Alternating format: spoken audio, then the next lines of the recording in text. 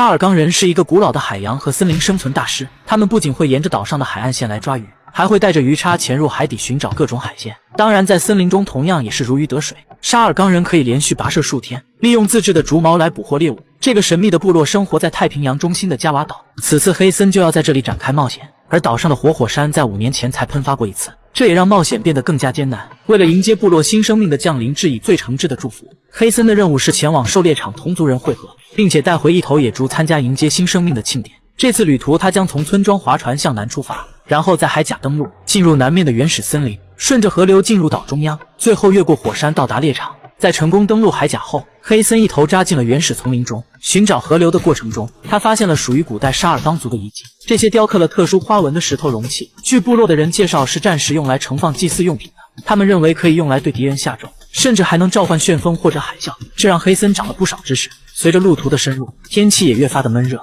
黑森砍下2节竹子作为容器，想要帮助自己在找到水源时可以储存水。走了没多久，一个死水潭出现在了眼前，如果直接饮用会很危险。于是黑森打算利用一种名为拉塔夸的植物来净化水源。这种植物含有类似于清洁剂的物质，只要把它放入水中，就能快速去除水面的脏东西。黑森取下竹筒灌满了水，现在有了喝的，接下来自然就要开始找吃的了。在一片巨大的榕树林中，黑森发现了鸽子，他决定赌一把，希望这些鸽子不要在下蛋这件事上放自己鸽子。不得不说，黑森小时候肯定是社区里的孩子王，3两下就爬到了离地近20米的树枝上，在这里他找到了自己想要的鸽子蛋。黑森如获至宝，但还没来得及高兴就又犯了难。正所谓上树容易下树难，更何况树干上还十分的湿滑，要是一个不留神，他就该跟这2颗蛋一起交代了。经过一番折腾后，终于是平安落地。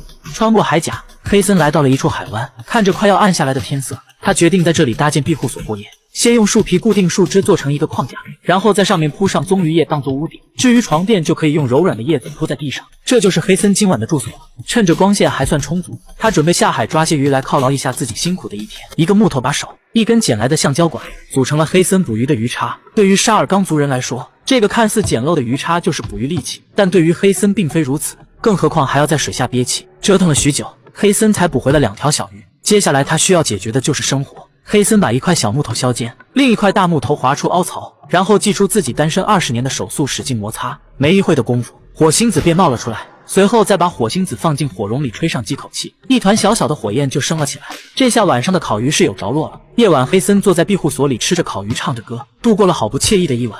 第二天一早，黑森继续踏上了路途，沿着湍急的河流前进。他在远处看到了一道瀑布，那也正是下一个挑战地。同时在路上也发现了不少好东西，就比如橄榄树上凝固的树枝，这是一种绝佳的燃料，不仅燃烧的缓慢，还十分的稳定。黑森取下了一些以备不时之需。随着离瀑布越来越近，听到的声音也就越大。当走到瀑布面前时，眼前出现的景象不禁令人望而生畏。但这里是这趟旅途的必经之路，黑森只能硬着头皮上。瀑布一侧高耸的岩壁让他打消了攀壁抄近路的想法，只能乖乖渡水过河，来寻找更加容易的路线。黑森一手举包一手游泳，瀑布下的急流使游泳的难度大大提升，要时刻提防自己不被水流冲跑。最终力竭的黑森有惊无险地来到了对岸，他没有选择休息，而是拼着最后一丝力气爬上了山脊。渡河加上攀爬耗费的力气让黑森变得饥肠辘辘，于是赶忙升起火堆，想要烹饪之前掏来的鸽子蛋补充体力。他先用树叶把鸽子蛋包裹起来，然后放在炭火上用余温焖熟。焖熟的鸽子蛋可以为黑森的身体注入能量和蛋白质，也让黑森有了继续赶路的动力。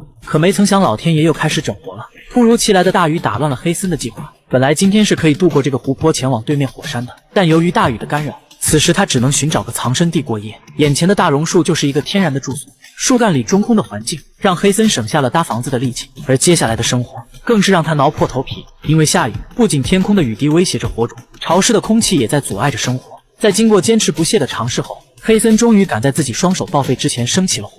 随后将之前收集的橄榄树枝卡在树枝里做成火把，又把找来的树蕨制作成鱼叉。他打算趁着夜色在湖中捕鱼，火把照在水上，映照出了淡水虾的身影，这是鳗鱼最爱的食物。同时鳗鱼眼睛反射出的光则可以很好的标记出它们的位置。突然一束暗光吸引了黑森的注意，黑森果断出手，鱼叉一发入魂，带回了一条个头很大的鳗鱼。有了食材，黑森回到了火堆旁，开始烹饪自己的晚餐。烤熟的鳗鱼肉十分的美味，吃得他满嘴流油，这也为第二天的渡湖提供了储备能量。眼前这个高度超过760米的火山，就是加瓦岛上那座5年前还兴风作浪的火山。火山口喷发的硫磺像是他对世界的示威。黑森正坐在部落留下的船只上，向着火山靠近。等到达对岸后，黑森正式向着火山进发，这里沿路都是被火山高温烤成标本的植物，空气中的硫磺味也变得越来越浓。虽然山上的景色有些蛮荒之意，但是也不失壮观。黑森还来不及欣赏硫磺气体带给呼吸道的刺痛，就提醒着他快点离开。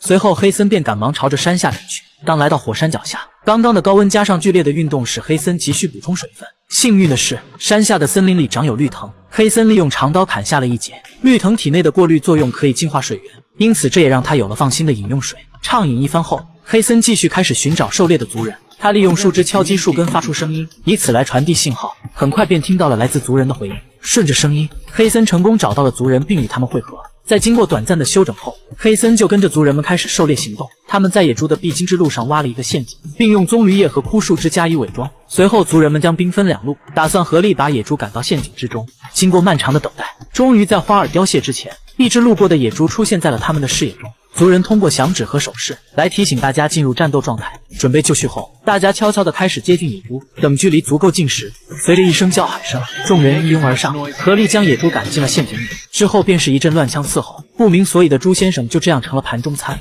带着捕猎的成果，黑森与族人们返回了部落，同时这也意味着此次的冒险任务圆满成功。